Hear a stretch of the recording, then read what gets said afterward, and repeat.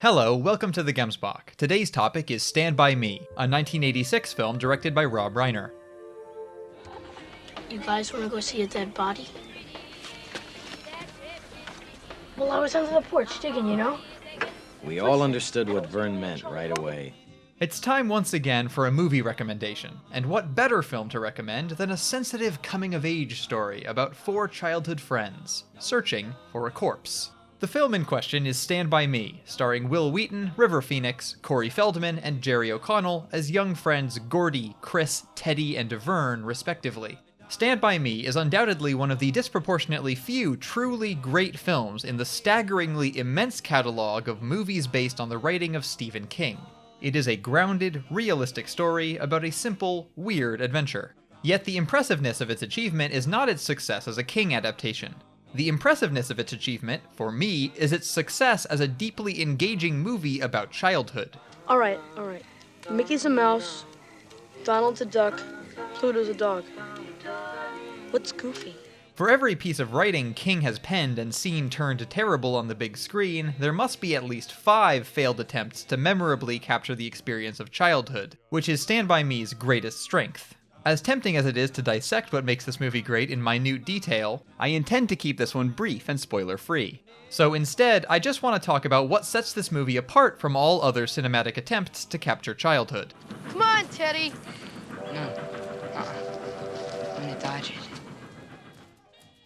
I think movies about youth can be separated into 2 relatively distinct categories, the ones that cater to children and the ones that cater to adults. The first type is much more common, and is often cheery, bright, and packed with comedy.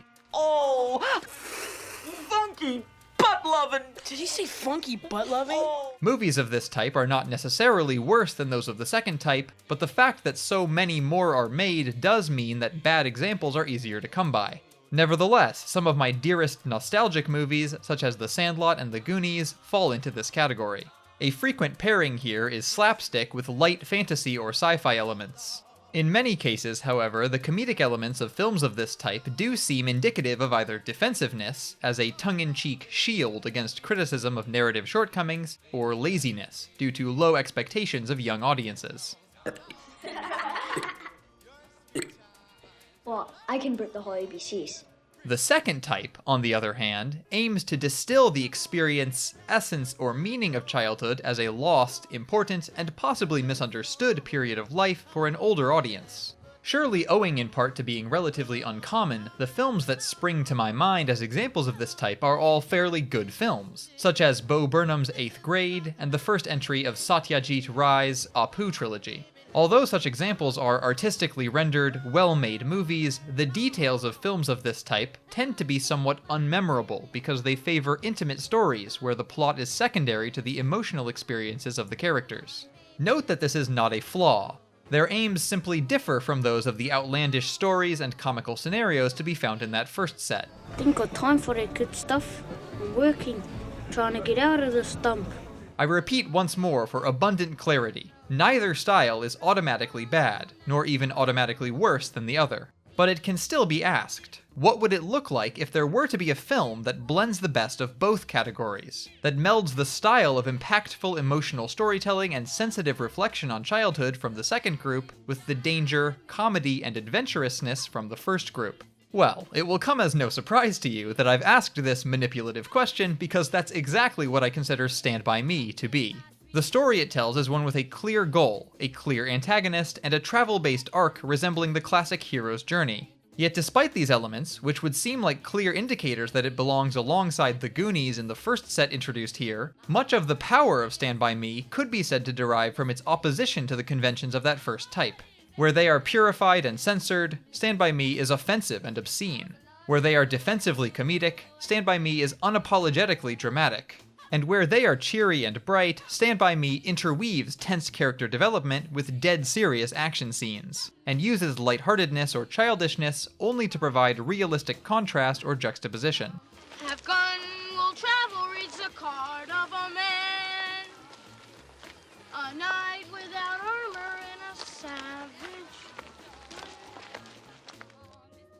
With the material from the previous section in mind, Stand By Me seems like it is positioned to have a split personality. yet it nails its complex tone perfectly.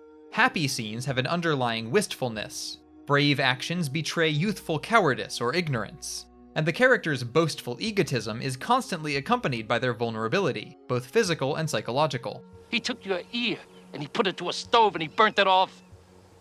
My father stormed the beach at Normandy. For all the pluck and enthusiasm of the kids as they set off on their quest, the edge of darkness inherent to their target task is never far from the viewer's mind, and the multifarious past and present of the Stalwart Four fill the gap between those extremes. Reiner manages to get sincere, believable, sustained performances out of 4 child actors. That alone would be nothing short of amazing, and in particular, River Phoenix and Corey Feldman put in great work in their roles. Anyway, she saw her chance and she took it. I was the stupid one for even trying to give it back. In fact, I would go so far as to say that Feldman's portrayal of offbeat, fragile Teddy Duchamp surpasses his great work in The Goonies, Gremlins, and The Lost Boys as the best he's ever done.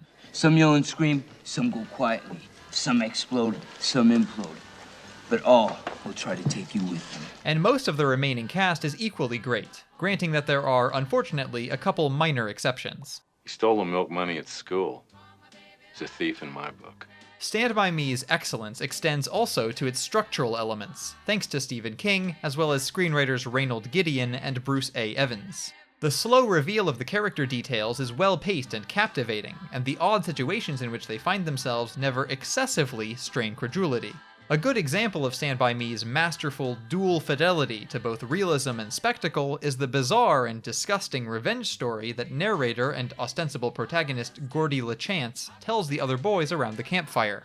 This story within a story, which includes corny characters and culminates in a gross-out conclusion that I've elected not to showcase here, is unlikely to appeal to the older audience of Stand By Me, being as it is an R-rated film. Yet it captures well the immaturity of budding creativity in a way that most artists would rather conceal, while also providing a memorable variation on the sequence of events in the plot. And finally, the legendary Richard Dreyfuss provides narration that undergirds and intensifies the project's reminiscent or nostalgic sensibilities. Vern had been trying to find those pennies for 9 months. 9 months, man. He didn't know whether to laugh or cry.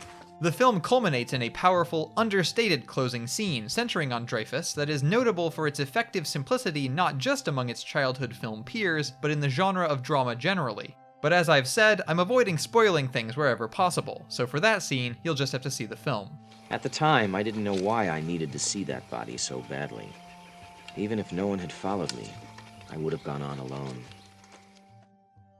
It seems somehow poetic that Stand By Me came out the year after the 1985 hit releases of The Breakfast Club and The Goonies, as this movie manages to have the very best of both. The mostly well-acted, slowly building character development of The Breakfast Club in its presentation of an ephemeral, formative event in a group of young lives, and the undercurrent of dangerous reality rumbling underneath adventure, comedy, and joy in The Goonies. And in general, Stand By Me is a film that successfully fuses the two types of movies described earlier on.